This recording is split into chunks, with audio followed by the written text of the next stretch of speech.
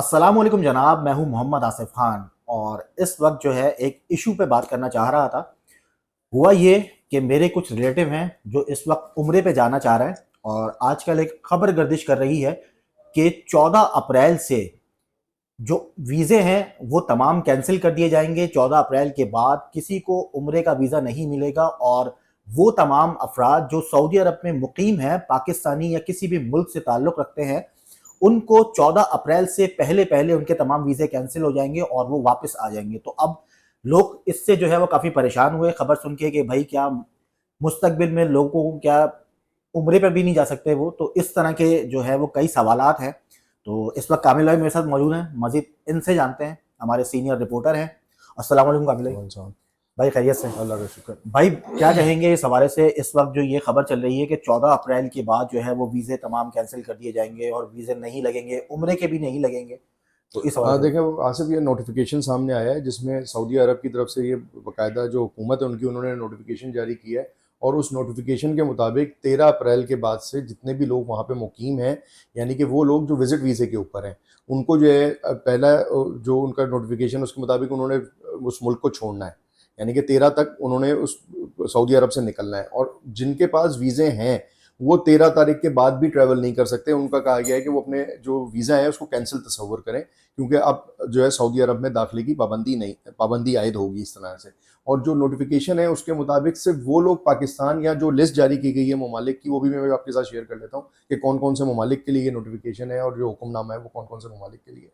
उसमें कहा गया है कि सिर्फ वो लोग ट्रैवल कर सकते हैं जिनके पास वर्क वीज़ा है या उनका अकामा है, यानी कि जो वहाँ के रेजिडेंशियल हैं या वहाँ पे जो वर्क वीज़े के तौर के ऊपर काम करते हैं, काम करते हैं, जो जॉब जो करते लोग हैं। हैं वो उसमें सफ़र कर सकते हैं।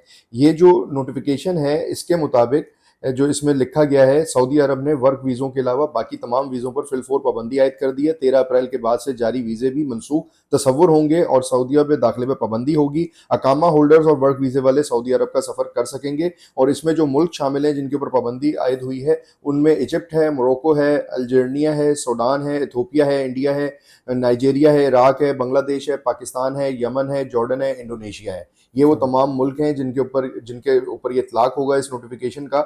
और लोग अमूमी तौर के ऊपर ये सवाल कर रहे हैं कि सऊदी अरब ने अचानक ऐसा क्या फैसला कर लिया कि लोगों के जाने के ऊपर ही पाबंदी आयद कर दी, क्योंकि ऑलरेडी जो है दुबई हमारे साथ ऐसा कर चुका है। तो हमारे ज़हन के अंदर जो कॉन्सेप्ट आ रहा है वो दुबई को लेके ज़्यादा हम परेशान हो रहे हैं कि भाई दुबई ने जो वीज़े मनसूख किए हैं, फिर सऊदी अरब ने ऐसा क्यों अच्छा कर कामिल दिया। भाई, एक और बात, सोशल मीडिया पर पता है क्या लोग इसको कंपेयर कर रहे हैं उन लोगों से कि भाई जो भीख मांगते हुए लोग काफ़ी पाकिस्तानी वहाँ पे पकड़े गए, तो उसकी वजह से जो है यहाँ पर ये कैंसिल किए गए।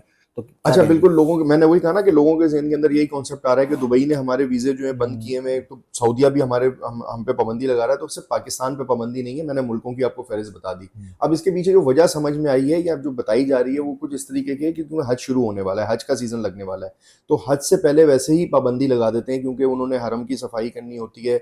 हज के जो लोग जो हज के लिए जाते हैं, आज़मीन हज, उनके लिए इंतज़ामात करने होते हैं। फिर उसके बाद होटल्स की सफाई होती है, जितने भी होटल के अलावा अतराफ़ के इलाके जो जो घर किराए पे दिए जाते हैं उन जगहों की उन्होंने मेंटेनेंस करनी होती है। तो पूरा बंदोबस्त होता है। तो उसके लिए पाबंदी आयद की गई ताकि जितने भी लोग वहाँ पे विजिट वीज़े के ऊपर गए हैं, क्योंकि होता ये है कि लोग जो ये होता है ना, सॉरी, उम्रे के लिए जो जाते हैं और बाज़-औक़ात हज से पहले चले जाते हैं, वो क्या करते हैं, विजिट वीज़े के ऊपर चले जाते हैं, फिर हज करके वापसी आ जाते हैं। तो उन्होंने इस वजह से इसका फैसला किया है। और दूसरी बात ये है कि आज मैं अभी थोड़ी देर पहले प्रेस कॉन्फ्रेंस देख रहा था, पाकिस्तान के मजहबी अमूर जो है, वफाकी वजीर मजहबी अमूर, उन्होंने इस हज के ऊपर कहा कि हमने भरपूर बंदोबस्त कर लिया है, इंतजाम बेहतर किए हैं। उन्होंने अपनी पूरी स्ट्रेटजी बताई।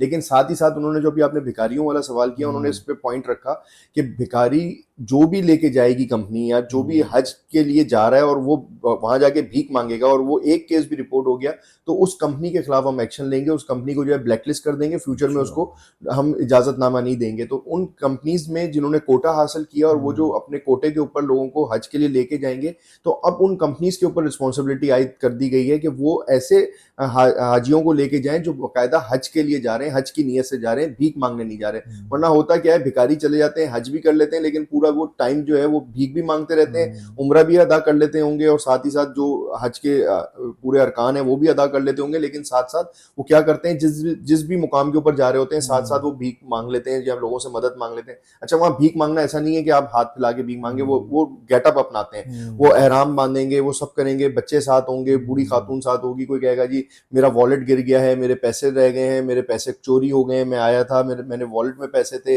इतने 4,000 अच्छा, रियाल आप मेरे उम्रे पास पे थे। गए, आपको कभी कोई जो है वो फकीर मिला है पाकिस्तानी? मैंने आपको बताया ना ये हुआ है मेरे साथ, तभी तो अच्छा, मुझे आपके पता साथ है। हुआ है? बिल्कुल ऐसा हुआ है, आपको हरम के अंदर आप जब उम्रा कर रहे होंगे वहां हम्म। पे भी हो सकता है आपके साथ तवाफ करता हुआ कोई बंदा आपको मिल जाए और पाकिस्तानी होगा, वो आपसे अच्छा, बात अपना करेगा। वाकया बताएं, आपको जो मिला उसने क्या आपसे पूछा? देखिए ऐसा हुआ कि मुझे तो पहली बात तो ये कि मदीना शरीफ के अंदर जो हमें बाहर लोग मिले और वो उन्होंने कहा जी इस तरह से बड़े वेल सेटल फैमिली से लग रहे थे, स्ट्रॉलर में बच्चा था साथ में, और उन्होंने कहा जी हमारे 4,000 रियाल जो है गुम हो गए और इस तरीके से हमारे साथ प्रॉब्लम हो गई, हमारे पास खाने के पैसे नहीं, हमें मदद कर दें। तो वहाँ पे जिस जगह पे हम मौजूद होते हैं वो हजूर पाक सल्लल्लाहु अलैहि वसल्लम का जो ये कहा है कि लोगों की मदद करना और वो जज्बा, और सामने सामने आपका रोज़ा रसूल हो तो आप वैसे ही दिल के तौर के ऊपर जो है ना नरम पड़े नरम हो हुए जाता होते है हैं, तो दिल, आप सही ये है। नहीं सोचते कि ये हकदार है या नहीं हकदार है। लेकिन वहाँ जो सवाल पैदा होता है ना कि आप किसको कैसे पकड़ेंगे, क्योंकि वो हुलिये से तो आपको लग ही नहीं रहा भिखारी है, लेकिन वो आपसे मदद भी मांग रहा है। जब मदद मांग रहा है तो बतौर पाकिस्तानी, बतौर मुसलमान आपके अंदर जज्बा जागता है और आप कहते हैं कि जी मुझे इसकी मदद करनी है। लेकिन क्या है कि अब मुझे एक बात बताएं, जो आपको कैसे पता चला कि ये स्कैम कर अच्छा रहा है? देखिए मुझे ऐसा फील हुआ क्योंकि वहाँ वो जगह नहीं है जहाँ आप खड़े होकर किसी को जज कर सकें। उस जगह पे आप खड़े होके जब वो अल्लाह के नाम से आपको मदद मांगे तो आप जज करने वाले होते ही नहीं है, लेकिन फिर भी आपकी सिक्स सेंस काम करती है। जो मैंने मौके के ऊपर सोचा और कहा कि भाई बात ये है कि यहाँ खाना तो आपको कोई भी खिला देगा, पहली बात ये है कि खाने को तो कोई मना भी नहीं करेगा। अच्छा, ये मुख्तलिफ जगहों के ऊपर मुख्तलिफ चीज़ें हुई मेरे साथ। ये तो मैं आपको वहाँ से मैंने शुरू किया कि रोज़ा रसूल के पास से ये हुआ सारा, जब हम रोज़ा रसूल से बाहर निकल रहे थे। तो बात ये है कि जो बंदा उम्रे पे गया है, एक अच्छी फैमिली से ताल्लुक़ रखता है और उसके साथ वहाँ खुदा ना खास्ता ऐसा हो भी है, हो भी जाता होगा कि पैसे चोरी हो जाते होंगे, गिर जाते होंगे, इतना क्राउड होता है। इसमें कोई ऐसी दो राय नहीं है कि ऐसा नहीं होता होगा, नहीं हो सकता होगा, ऐसा हो जाता होगा। लेकिन अमूमी तौर के ऊपर ऐसा नहीं होता, क्योंकि आप भी जाएँगे, दुनिया में कोई भी बंदा जाएगा तो वो अगर 4,000 रियाल लेके गया तो 4,000 रियाल ही पॉकेट में रख के नहीं निकलेगा। और जैसे आप निकलेंगे भी तो बड़ा एहतियात करेंगे कि आपके वॉलेट में इतने पैसे रखे हुए हैं। तो बात ये है कि वहाँ पर अच्छा रोज़ा रसूल पे तो आप एहराम नहीं बांधते ना, वहाँ तो आप शलवार कमीज़ में होते हैं, तो वहाँ पे शलवार कमीज़ पहने हुए और फैमिली जो है खातून जो है अबाया पहने हुई, स्ट्रॉलर में बच्चा और ये वो। तो मुझे ज़हन में ये आया जो मैंने जज किया मौके के ऊपर कि भाई मैंने उनको ऑफ़र की कि मैं आपको खाना खिला देता हूँ। अच्छा, वो खड़े भी ऐसी जगह होंगे कि जहाँ से खाने वाली जगह बड़ी दूर होगी, तो अल्टीमेटली आपने उनको पैसे देने हैं। अच्छा, ₹5 में पैसे नहीं देने, आप अल्टीमेटली अगर एक बंदे के भी 2 बंदों को खाने के पैसे देंगे तो आप 100 रियाल से नीचे तो रियाल दे नहीं ही नहीं देंगे, देंगे, या सही है। 50 रियाल आप देंगे। तो आप उसको कैलकुलेट कर लें कि कितने पैसे बन जाते हैं। फिर दूसरी बात ये कि वो एक बंदे से नहीं मांग रहे, मतलब ये कि अगर एक बंदे ने आपकी हेल्प कर दी है तो आप दूसरे से भी वही हेल्प मांग रहे हैं, जो पाकिस्तान में भिखारी करते हैं, तीसरे से भी सही है। हर बंदे को कह रहे हैं खाना खिला दो, तो हर बंदा उनको खाना खिलाने में लगा हुआ है, और वो ऐसी जगह पे खड़े होंगे या खाना की जगह दूर होगी तो आप ये भी नहीं कह सकते मैं चल के खिला देता हूँ। तो वहां पे देखें, जो बंदा पाकिस्तान से गया है, अब आपने कहा पकड़ेंगे कैसे, जो बंदा पाकिस्तान से गया है, मतलब एक उम्रे के ऊपर एक बंदे का खर्चा 5 लाख रुपए तो मिनिमम आता होगा ना, अगर उसकी वाइफ साथ है तो 10 लाख हो गए, बच्चा साथ है तो 2-3 लाख रुपए आप एक्स्ट्रा लगा लें। जो बंदा इतने पैसे अफोर्ड कर सकता है तो पाकिस्तान में उसका कोई एक रिश्तेदार ऐसा नहीं होगा जो आपके उसी टाइम बैंक अकाउंट में पैसे डाल दे। आप वहां खड़े होके हरम में खड़े होके लोगों से मदद मांग रहे हैं, तो आप पाकिस्तान फोन करेंगे ना। अगर आप और मेरे साथ भी कोई स्कैम हो जाए या पैसे मेरे चोरी हो जाए, गुम हो जाए, कोई भी वाकया हो जाए, तो मैं पाकिस्तान में अपने रिश्तेदार को किसी को फोन करूंगा। या पाकिस्तान भी नहीं तो वहां पे अपने किसी रिश्तेदार को ही कॉल करेंगे, किसी जानने वाले को करेंगे। चले वहां नहीं है, मैं कह रहा हूँ पाकिस्तान में आप कहेंगे यार मेरे अकाउंट में यार अभी जरा पैसे डालो, मैं हाँ, निकाल ये रहा भी हूँ, है। ठीक है। नहीं है तो आप कहेंगे यार अच्छा किसी तरीके से मुझे यहाँ अरेंज करा के दो, आप अपने ट्रैवल एजेंट को फोन करेंगे कि यार तुमने मुझे टिकटें करा के दी है, मैं तुम्हें आके बाकी पैसे देता हूँ, मुझे जरा अभी 1,000 रियाल या 500 रियाल मुझे इमरजेंसी में चाहिए। तो आप वहां खड़े होकर लोगों से ये नहीं कहेंगे मेरे पास पैसे गिर गए, खत्म हो गए, मुझे जो है ना अभी आप 200 रियाल दे दें, 500 रियाल दे दें या मेरी मदद कर दें, और आप हर बंदे के साथ ये करेंगे। तो ऐसा नहीं है, क्योंकि वो जो उम्रे पे जा रहा है, ट्रैवल कर रहा है, वो इतना गरीब नहीं होगा कि वो किसी से हेल्प ना मांग सकता हो। फिर इसी तरीके से मेरे साथ जो है वहां पे हुआ, मक्के में हुआ। हम निकले वहां पे, हम जो है क्लॉक टावर की बिल्डिंग के अंदर खाने के रेस्टोरेंट पे बैठे हुए हैं, और वो एहराम बांधा हुआ बंदा स्ट्रॉलर में बच्चा, सेम स्टाइल, बड़ी अच्छी फैमिली से लग रहा।